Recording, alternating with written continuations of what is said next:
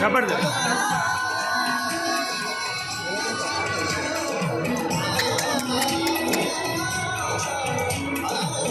अरे भगवान।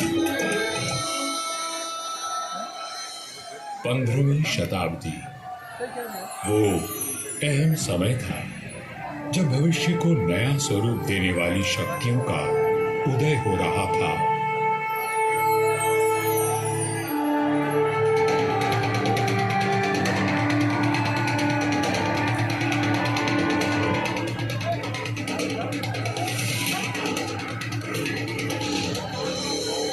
लोधी राजवंश ने दिल्ली की गद्दी संभाली। मध्य एशिया में बाबर का जन्म हुआ और राठौर कुलगौरव राव जोधा जी ने मेहरानगढ़ दुर्ग की नींव डालकर जोधपुर नगर की स्थापना की। 1459 ईस्वी में बना मेहरानगढ़ उत्तर भारत की राजनीतिक सरगर्मियों का साक्षी भी रहा और केंद्र भी। जोधपुर के आकाश में राठौर राजवंश का तेजवान सूर्य दमका, जिसका उदय मंडोर में हुआ था। मेहरानगढ़ की उत्तर पश्चिम दिशा में करीब 9 किलोमीटर का फासला तय करेंगे तो मैं अपने बचे हुए अवशेषों के साथ आपका स्वागत करूंगा। मैं किला हूं मंडोर का। मैं इतना प्राचीन हूं कि मुझे किसने बनवाया, कब बनवाया, ये किसी को भी याद नहीं है। मंडोर की भूमि से आज भी अतीत के सिक्के, मंदिर के अवशेष, तोरण द्वार, स्तंभ और उत्कृष्ट मूर्तियां प्राप्त होती रहती हैं। मंडोर संग्रहालय में प्राचीन भारत के सभी प्रतीकों को सहेज कर रखा गया है, ठीक वैसे ही जैसे मैंने अपने जीर्ण अवशेषों में अनेकों गाथाएं संभाल रखी हैं। अरावली की पहाड़ियों से घिरा मंडोर नगर मांडव्य ऋषि की तपोभूमि था और इसका प्राचीन नाम मांडव्यपुर था। महाभारत काल में यहाँ नागवंशियों ने राज किया और फिर गुप्त वंश ने इसे अपने बाहुबल से जीता।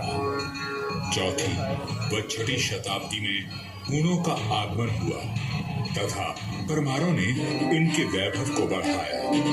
मारवाड़ का विस्तार सबसे अधिक परमारों की समयावधि में हुआ और उस समय मारवाड़ को नवकोटि मारवाड़ भी कहा जाता था। तो 7वीं शताब्दी में प्रतिहारों ने यहाँ अपना साम्राज्य स्थापित किया और यहाँ के वैभव को बढ़ाया। मेरे साथ चलिए उस बीते हुए काल में जब यहाँ तलवारें खड़कती थीं, रणभेरी और नगाड़े कंपायमान होते थे, वीर हुंकार भरते थे और रणबांकुरों के जय घोष से आकाश गूंज उठता था। सन 1394 ईस्वी परिहारों की शक्ति अस्त हो रही थी। गुजरात के सूबेदार जफर खान ने दिल्ली की कमजोर सल्तनत के चलते मंडोर और नागौर को अपने कब्जे में ले लिया था। अब मेरी चार दीवारी में परिहार नहीं, तुर्क आबसे थे। जफर खान का हाकिम ऐबक खान मंडोर दुर्ग का किलेदार था, जो आए दिन अपनी क्रूरता का प्रदर्शन करता रहता था। पीड़ित किसान मंडोर के इंदा परिहार के प्रधान वीर राव हेमा गहलोत के पास मदद के लिए पहुंचे। राव हेमा जी, ये तुर्क हमसे मनमाना लगान वसूल करते हैं। आए दिन हमारी गायों को चुरा कर ले जाते हैं और अब अपने घोड़ों के लिए घास से लदी गाड़ियां मांग रहे हैं। हम तो बर्बाद हो जाएंगे। अपनी शक्ति पर इतना अभिमान कि उसे 3 किसानों पर आजमा रहा है। भैरों जी की सौगंध, जुल्म करने के लिए अब ऐबक खान जिंदा नहीं बचेगा।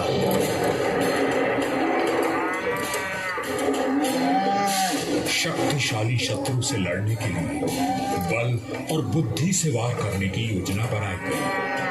घास की कई 100 गाड़ियां तैयार की गईं और हर गाड़ी में हथियार लिए योद्धा छुप कर बैठ गए।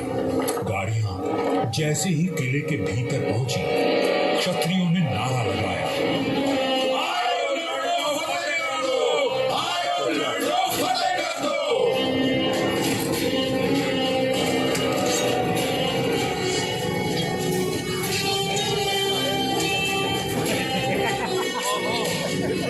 इस अचानक हुए प्रहार से तुर्कों को संभालने का अवसर भी न मिला। वीर हेमा गहलोत, समर शूर राव चुंडा राठौड़ और मारवाड़ के वीरों की प्रतापी तलवारें लहराईं तो शत्रुओं के सिरों के ढेर लग गए।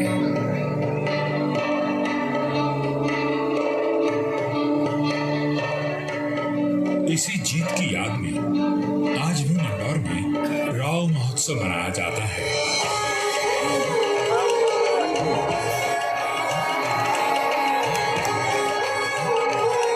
हर वर्ष होली के दूसरे दिन निर्भीक, साहसी हेमा गहलोत और सभी वीरों को याद किया जाता है और बाबा भैरवनाथ जी की पूजा की जाती है, जिनके आशीर्वाद से वीर विजय हुए थे।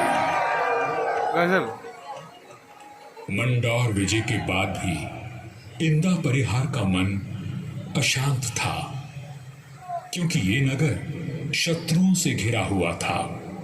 तब उन्होंने शक्तिशाली राठौड़ वंश को राज सौंपने का निश्चय किया। इंदा के मुखिया राय धवल ने अपनी पुत्री का विवाह राव चुंडा से करवाया और दहेज में मंदौर का दुर्ग दे दिया गया। राव हेमा गहलोत ने राव चुंडा का राज तिलक किया और भाटों में मंगल गान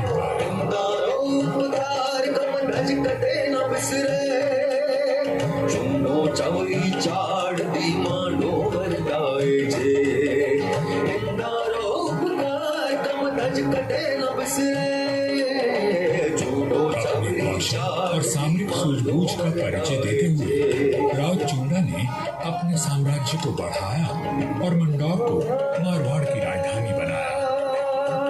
1423 में नागौर के युद्ध में राव चुंडा वीर गति को प्राप्त हुए और उनके पुत्र कान्हा के बाद राजदंड राव रणमल ने संभाला।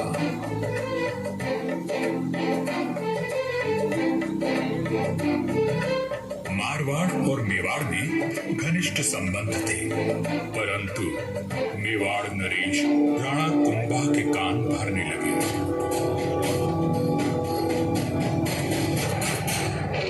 मुझे राव रणमल की नीयत ठीक नहीं लगती राणा।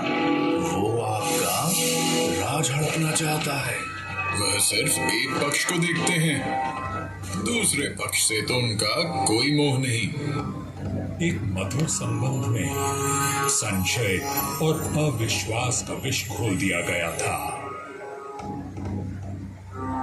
1438 ईस्वी में राव रणमल अपने पुत्र जोधा के साथ चित्तौड़ के दुर्ग में था।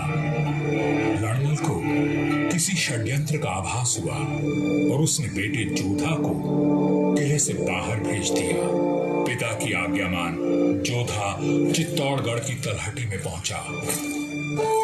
तभी एक डोम ने जोधा का ध्यान खींचा, जो एक दोहा गा रहा था।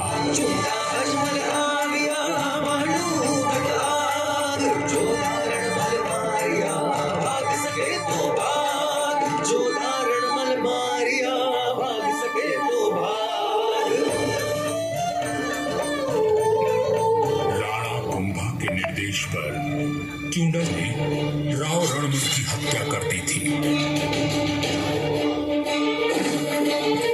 पिता की हत्या का प्रतिशोध लेने की प्रतिज्ञा लेकर युवा जोधा मारवाड़ की ओर बढ़ चला, परंतु चुंडा उसका पीछा करता रहा। वह राणा कुंभा का ताऊ था और मारवाड़ का पुराना बैरी।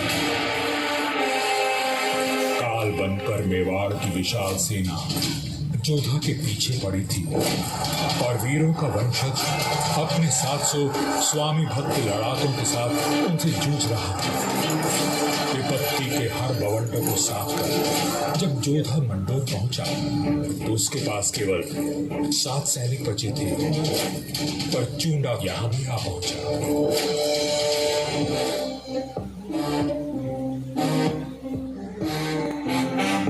चूंडा बोला, मंडोर किले का कोना कोना छान मारो। रणमल ने मेरे भाई राघव देव को मरवाया था, मैं उसके वंश का नाश कर दूंगा। हुजूर, जोधा जांगलू प्रदेश की ओर भाग गया है, आप कहें तो उसका पीछा करें। रहने दो, वहां रेतीले टीलों में भटक कर वो खुद ही मर जाएगा। तुम राणा कुंभा के पास संदेश भिजवाओ, मंडोर पर अब हमारा राज है। पिता की निर्मम हत्या की पीड़ा और राज खो देने का अपमान लिए जोधा भटक रहा था। हर ओर शत्रु घात लगाए बैठे थे, पर जुझारू जोधा ने आस और विश्वास नहीं खोया। 15 वर्षों तक संघर्ष और अथक प्रयास करने के बाद जोधा ने दुर्भाग्य को जीत लिया। चूंडा की मृत्यु हो चुकी थी और मंडोर को राज जोधा ने फिर से जीत लिया था। समय बदल रहा था और देश पर विदेशी आक्रमणकारियों का संकट घेराया था। ऐसे में एक दूसरे से लड़ने के बजाय मारवाड़ और मेवाड़ ने संधि कर ली। पर दूरदर्शी राव जोधा को कोई चिंता खाए जा रही थी और उस चिंता का कारण मैं यानी मंडोर का दुर्ग था। किस सोच में डूबे हैं राव जी? अपने आसपास देखो, क्या दिखता है? आकाश, जंगल, पहाड़ियां। ये पहाड़ियां ही मेरी चिंता है। कई 100 साल पहले ये काफी ऊंची थी और किले तक पहुंचना कठिन था, पर भारी वर्षा और धूल भरी आंधियों ने इनका कद घटा दिया है। राव जोधा की बात पीड़ादायक परंतु सत्य थी। मैं भी अब बूढ़ा और कमजोर हो चला था, सो मेरा त्याग करके मेहरानगढ़ का निर्माण किया गया और ये सही फैसला था। भारत में जब मुगलों का आगमन हुआ तो राठौड़ राजवंश ने उनसे सीधी टक्कर ली और हार माने बिना संघर्ष करते रहे। इस सब में मेहरानगढ़ ने प्रमुख भूमिका निभाई। जोधपुर का इतिहास प्रेरणादायक वीर गाथाओं से भरा हुआ है। त्याग और देशभक्ति के कीर्तिमान स्थापित करके इतिहास में अमर हो जाने वाले वीरों ने जोधपुर का सर सदा ऊंचा रखा है।